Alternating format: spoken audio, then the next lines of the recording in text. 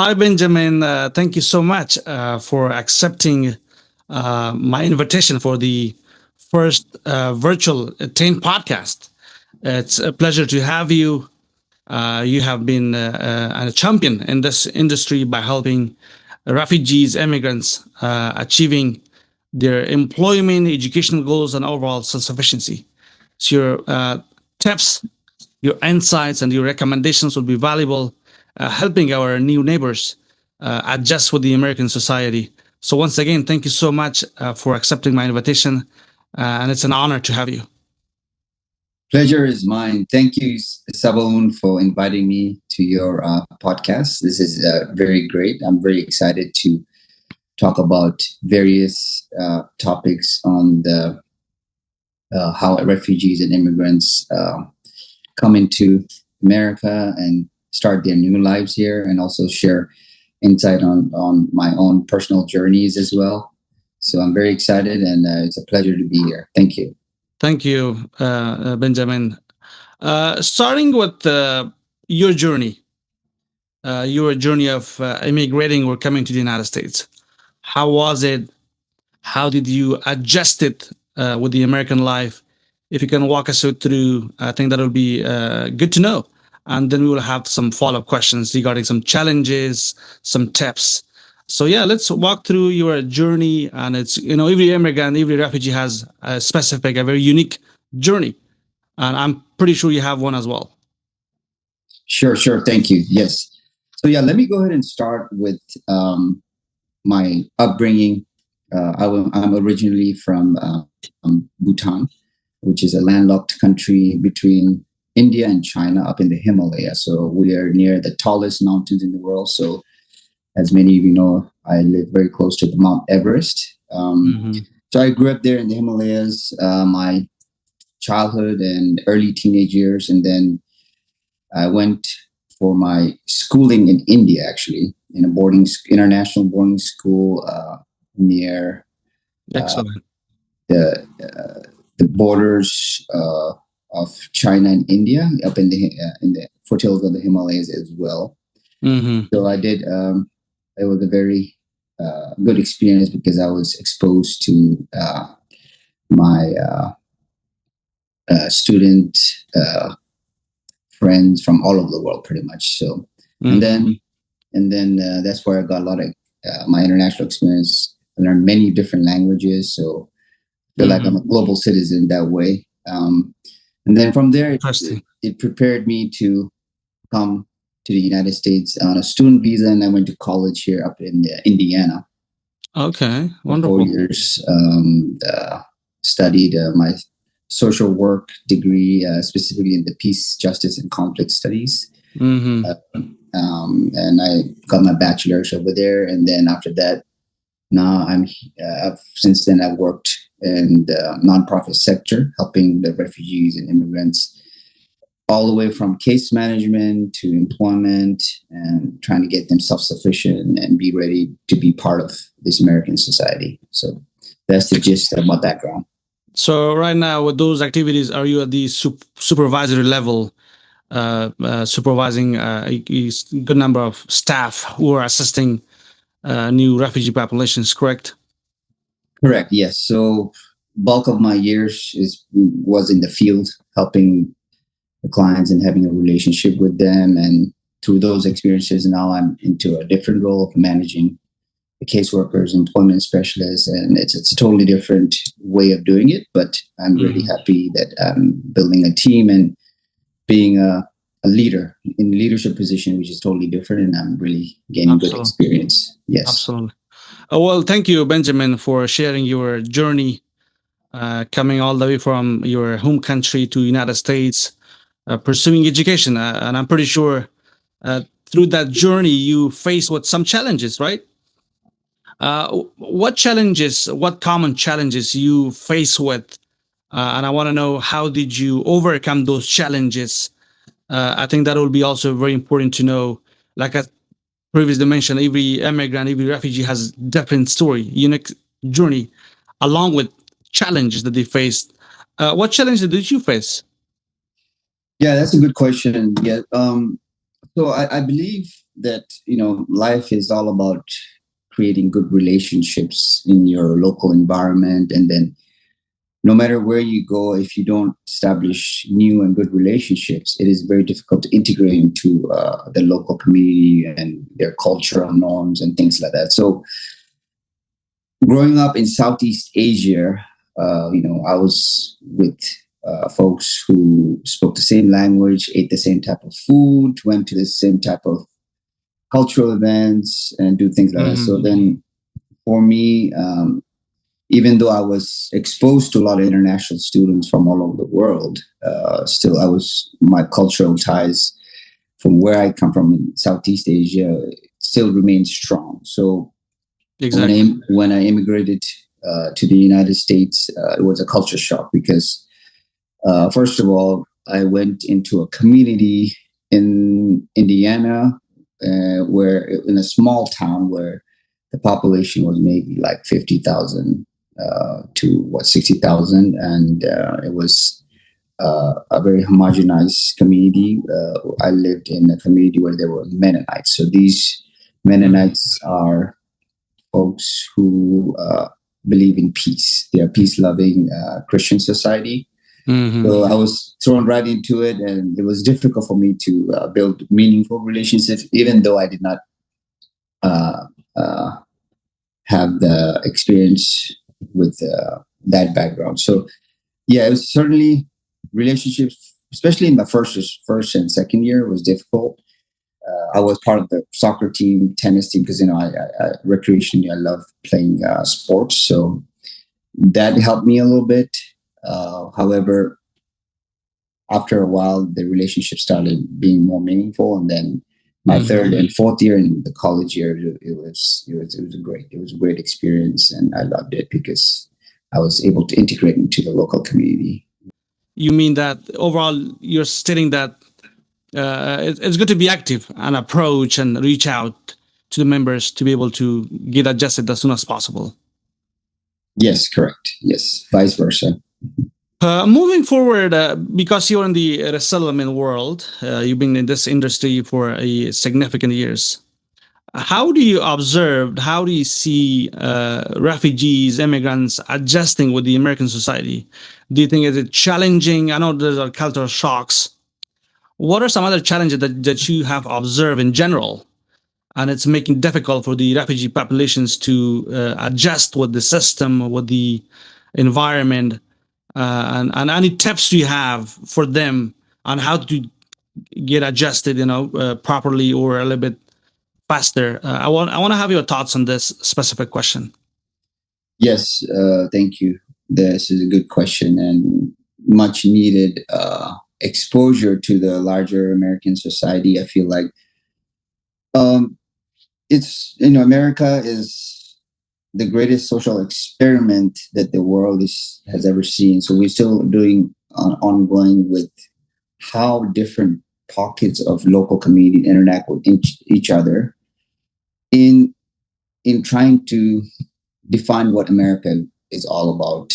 So I feel like um, the challenges are different, definitely there, but the especially for refugees coming through their third resettlement country, they're fully vetted, and they have gone through a lot of medicals, and they come here prepared to try to learn the language. First of all, language is a big hurdle for every refugees coming through, even though they may have their English at a certain level. The American tongue is different, so, and the system here is different. So just those English would be one big challenge for them. However, we do have a good technical colleges and ESL institutions helping the folks be more literate in the English language. So that's one thing I would say, and that really helps them to connect with the local churches, local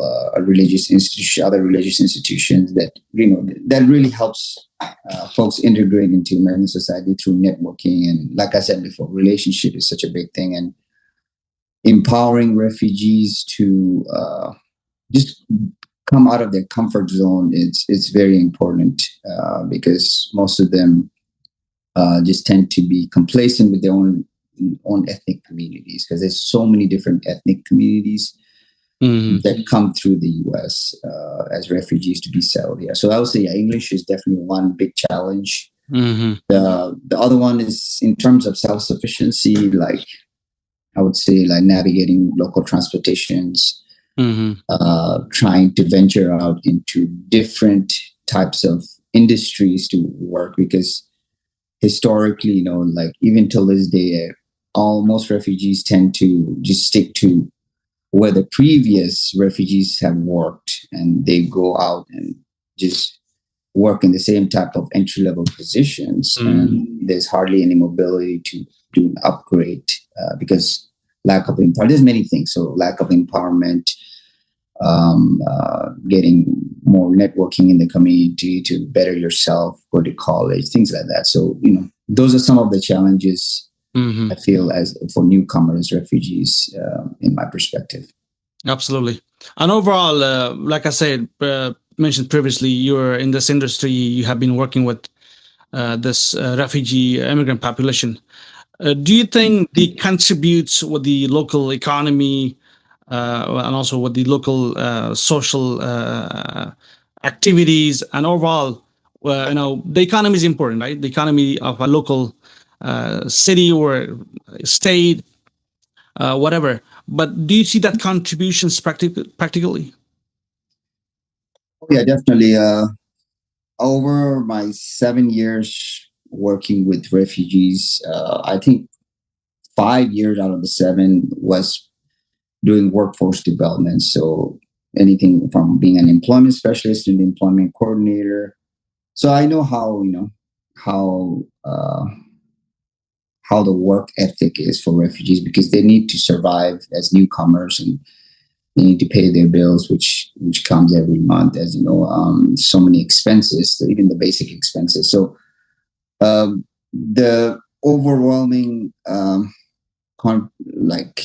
contribution to the American economy that refugees bring historically, I would say, their self-sufficiency rates are up to 80% or more. So they tend to, stick to the job more than the local populations. I feel, especially for the entry level positions in every industry, you name it, from hospitality, manufacturing, and in the agricultural as well. So it's definitely helps the economy, local economy, and also overall, because refugees are in every state in the United States. So yes. Well, Benjamin, thank you so much for these wonderful tips. This is going to help the refugee immigrant populations adjust in the American society and the system. It's much appreciated. Moving forward, so you live in the greater Atlanta, Georgia area. How do you see the community? Is the community welcoming, receptive, accepting the new refugee populations? How is your observation overall regarding the local community being receptive to the refugee population? Yes, thank you for the question. Yeah, so the greater metro Atlanta has a rich and diverse refugee and immigrant population, especially when you consider the Southeast. Historically, since the 80s, when the refugee program was implemented by the president and Congress, Atlanta was probably one of the main hubs in the Southeast. So, over the years, we've had a lot of refugees from all over the world come and establish communities over here. You can name it from, the Horn of Africa all the way to Southeast Asia, Eastern Europe, from Africa, everywhere. So I would say it's a very, very diverse and very well established ethnic groups and local communities for refugees. So integrating for new arrivals, for new refugees, is not a huge issue. because the community is here to help them with jobs, transportation, language. There's a lot of resources out there for them. So it's one of the benefits of me helping the folks is I we as resettlement agencies don't the newcomers don't have to fully rely on us because the community there do half of the work that we do. Oh, so the community is pretty involved, assisting, volunteering, and providing some services so that Correct. new refugees get the services a little bit quickly.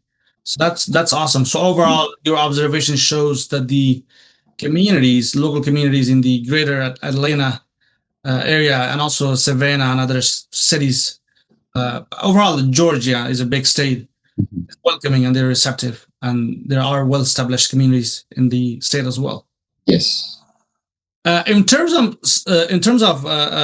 services like public programs or public benefits, or let's say employment opportunities for refugee immigrants, how is that? Is it available, including the Afghan refugees? Are they able to get employment and also education opportunities and some other services to help them with the social adjustment? Walk me through with that, and I think that's going to help our new refugees to understand what Georgia offers to them if they wanted to go there. Yes.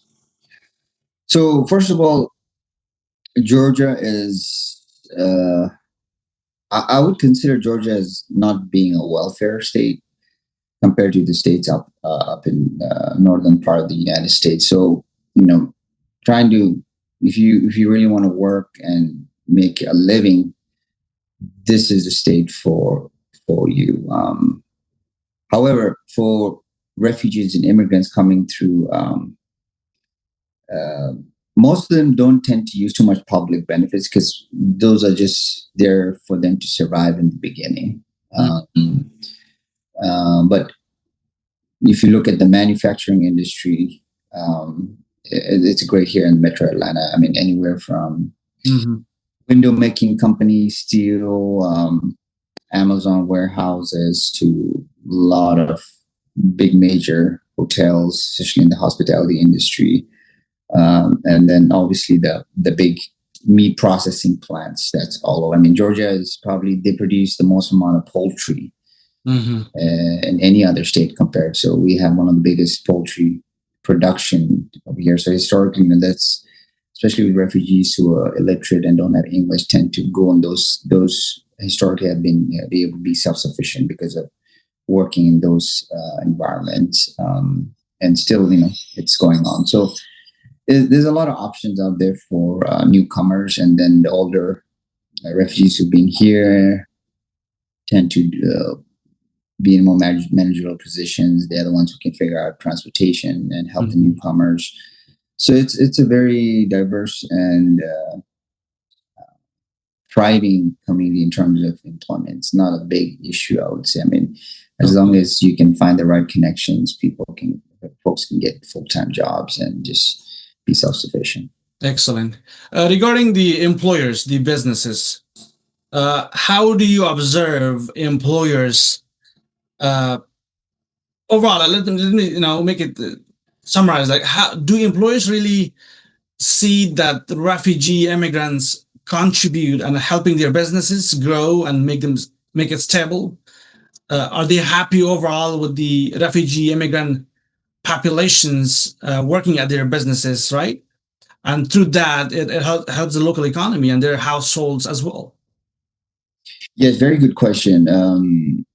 In the beginning, I would say, like, when, for example, like a manufacturing company who's not accustomed to hiring refugees, they tend to be fairly skeptical about, okay, are they tied in with the illegals, saying do they have documents, or where are these people coming from? Are they vetted? What's their background? Blah blah blah. All that. But once they have some requirements, things like that.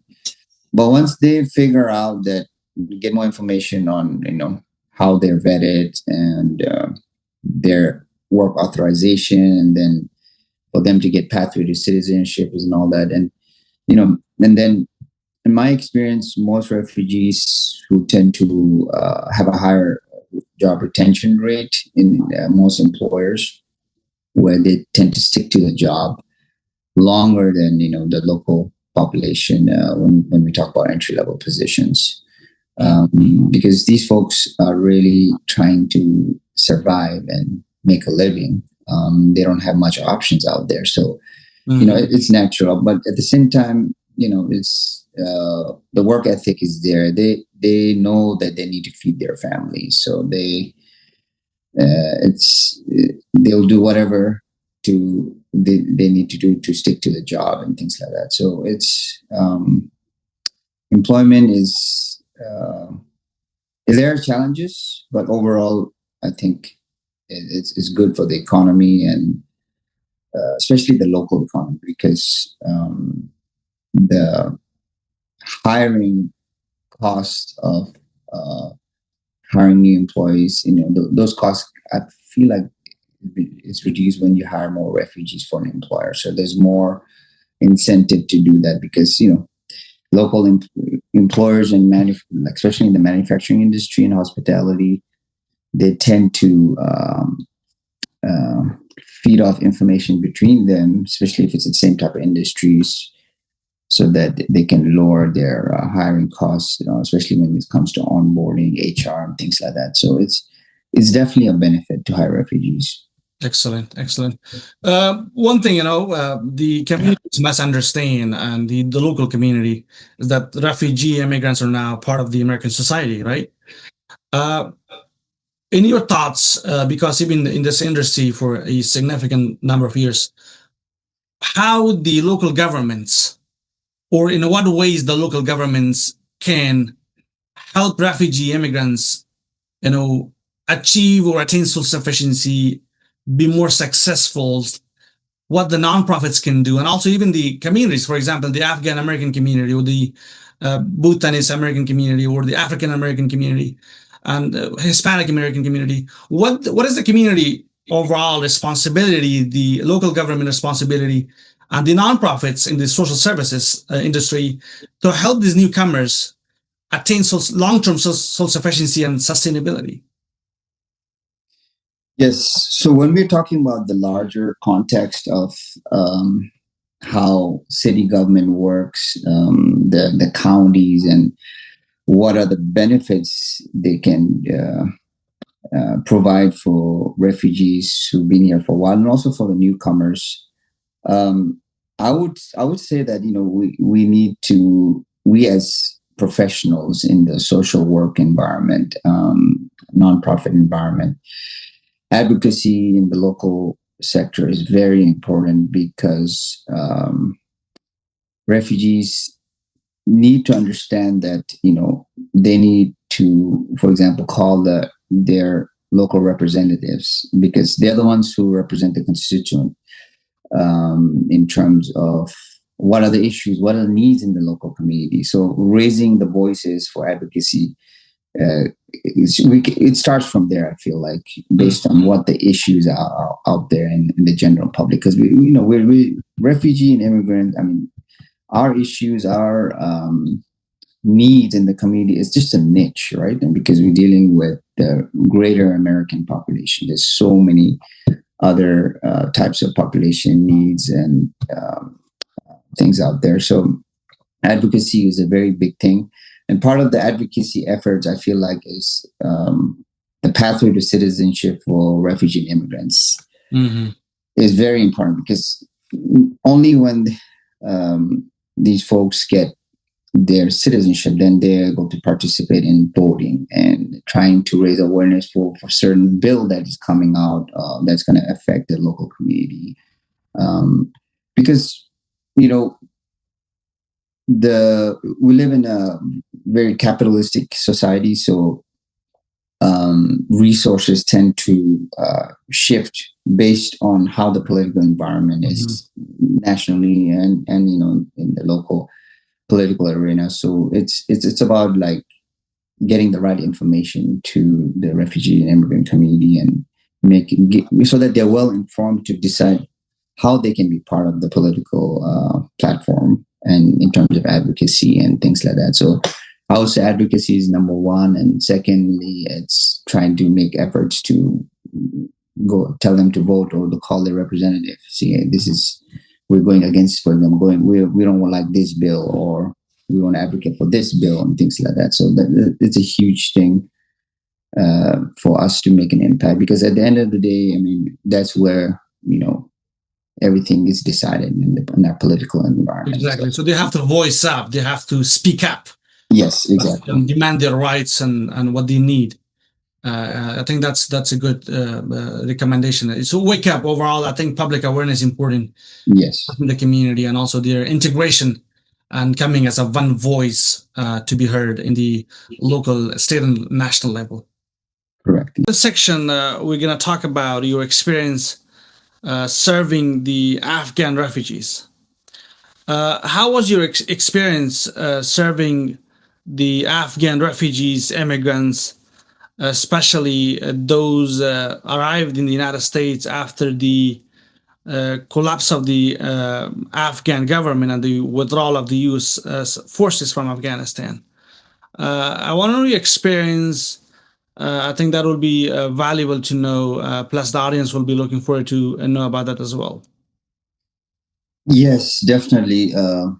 Let me start off by saying that I've always been fascinated with Afghanistan and its history over the years. I mean, I think it's what fascinates me is Afghanistan was one of the few countries that was never colonized. So it's always been an interest for me to see how the different ethnic populations are dealing with each other and through war, and how rich the culture is, how diverse each community is, because even though it's one Afghan community, there's so much diversity in it. So I've always been fascinated with Afghan cultures and things like that. So for me, working with Afghan refugees and SIVs over the years, I feel like I've been able to really connect with them, because some of the languages they speak is similar to where I come from, because I studied in India. So, the Hindi and Urdu language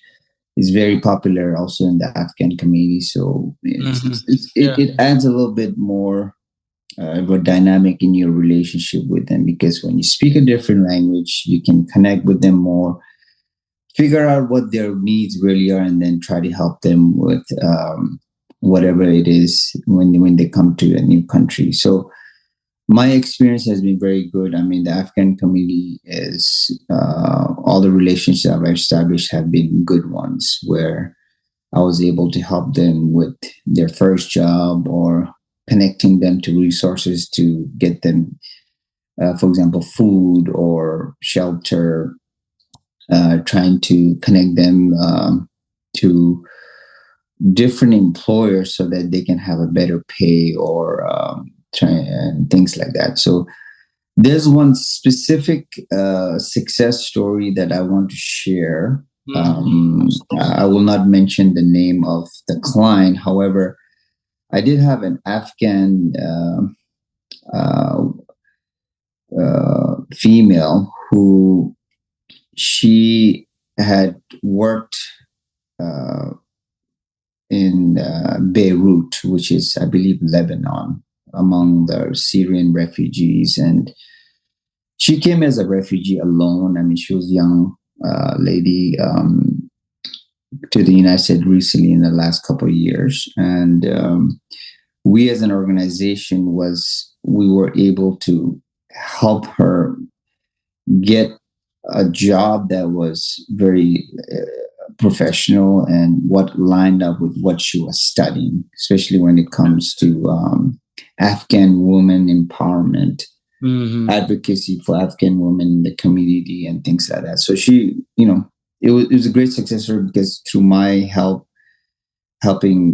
refine her resume and recommending employer to her based on our relationship with that employer and things like that. So things worked out really well. She came here within a couple of months. She was able to get a job that pays beyond 50,000 a year. So, that was really fulfilling for me as a social work and employment specialist, because Hmm. she's still working here and it was the perfect fit. And she's still working with the Afghan women over here in the greater Atlanta area. So, those are the type of things that really encourage you and want to be more involved Exactly. and help the folks, because, anything is possible. You just got to keep trying. So your experience overall with the Afghan refugees has been positive, and that's good to know. In terms of tips for the SIVs, special immigrant visa holders, as you know, you're fully aware that they have some sort of affiliation with the either with the U.S. military, the U.S. government, or the U.S. government funded projects Mhm. in Afghanistan. And then when they arrive to the U.S., the workforce and that culture is different, so they have to kind of start with something else. So, what tips would you give for those seeking professional jobs or to get back what they were used to have? Or do you think it takes time, or they have to be patient? I want to know your thoughts because you have been in this industry, and that will be very valuable. Yes. Yes, there's a couple of things in my perspective that are very important for SIVs who've come here, whether they're new or they've been here for a while. Hmm. Um, Even though, a lot of folks have been interpreters or work with the U.S. Army or the State Department, embassy, you name it. I mean, the the main focus as soon as they get here, I would say, just try to uh, improve your English to where, for example, even though, we have, like back home in Afghanistan, let's say, I mean, it's a British system. We have a decent amount of English, but when you try to apply to professional jobs, they definitely want to see credentials. So I mean, definitely trying to improve your English is a big tip. Even though you have it, it's just the tongue, right? And American tongue is different, not just like public speaking or oral communication, interpersonal skills, all those things matter. So I would say, like, trying to get into a technical college institution to get certain certifications, things like TOEFL, basic things like TOEFL or GED, even if you have a high school degree, or try to get your certificates into a US equivalent, so that, we can start with that first. And then I would say, moving forward after that, once you have the baseline, it is very important to network and try to build relationship with professionals out there. Maybe starting with your caseworker or whoever from the agency. They might know some company who may be hiring, and through recommendation, things like that. So the online platform can help if you really have the degree and credential. But for SIVs, I would say just keeping that in mind, where networking relationship, it's so crucial, because jobs, you in the US, you do get good jobs based on your connections and relationship with folks out there. So Yeah, being part of that professional community is so important, because otherwise it's pretty hard for us to reach our dreams and where we want to be eventually, because the potential is out there. We just need to dig at it. So that's how absolutely. I would say that. I think these are good tips. These are definitely valuable tips. Mhm. Networking is really important. And also, the other thing is that they can create LinkedIn profiles and connect it. I think that's a Yes. good way. Fair job fairs, I think that's another thing. But overall, yeah, very valuable tips. Thank you, Benjamin. Regarding the adaptability, Mhm. we see trend, in the course of years. For example, after 2021, we receive a significant number of Afghan refugees, right? Mhm. And then later on, we had the a wave of refugees coming from the Ukraine. And then I believe we had some other movement from the other regions as well.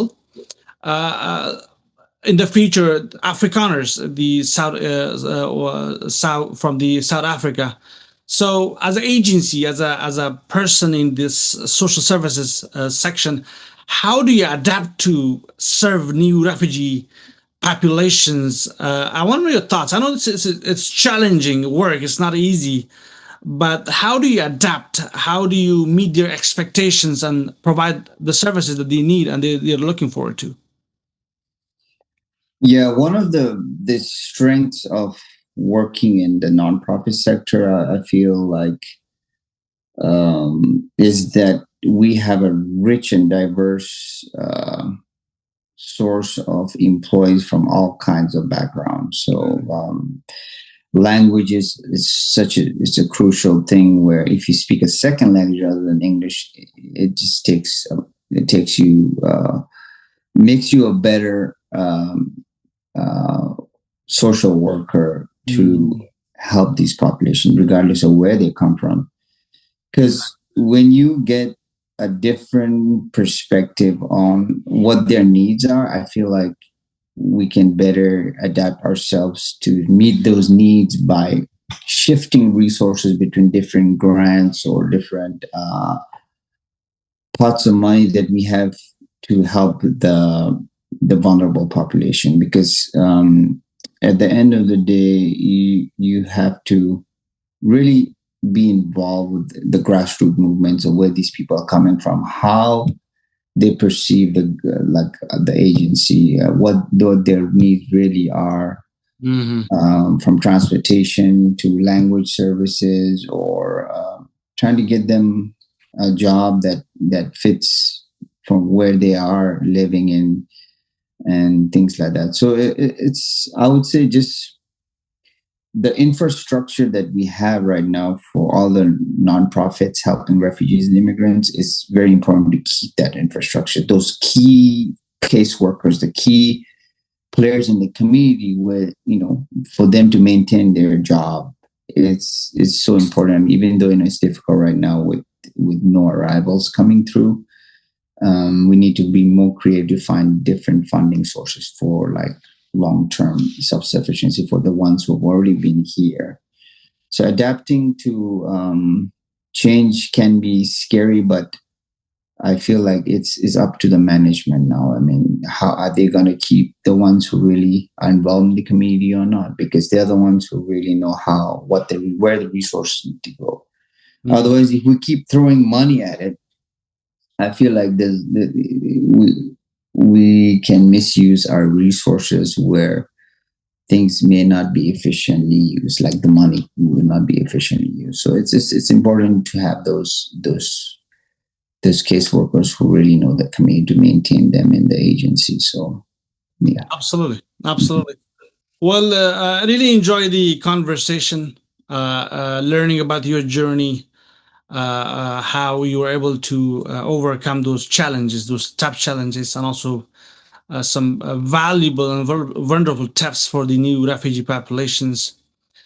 Your positive work history with the Afghan populations, and also being adaptable, flexible to serve all the refugees, because we're, as a community, we are responsible to serve everyone, regardless who are they coming from. So thank you so much for your service. Thank you for the beautiful work that you do. Your works makes a difference, changing lives in positive way. And this is beautiful work, even though it's challenging, it's complicated and stressful sometimes, but it definitely changed lives. And I look forward to have a wonderful conversation with you again in the future. If you want to take a time to have any final remarks, Steve. Yes, for sure. Yeah, yeah. Thank you so much. I, I this is actually my first podcast, so I'm really grateful that you have approached me, and I'm really happy that I was able to do this, because the local community needs to see this perspective that, refugee and immigrants are really good for the American society, Exactly. and you are one of the key. Uh, I would say that it's a catalyst. You need someone who's a catalyst in the community to make it known out in the community through social media that, what we do matters in the larger scale of things in the political environment, especially in the U.S. Exactly. So the voice that we're trying to share is very important. So I really appreciate you and thank you for having me. And let's continue on this story of newcomers, and then be a so that it can be a benefit. Be a voice for them. Be Be a the voice voice for for them. the Yes, exactly. ambassadors at the local, state, and national level.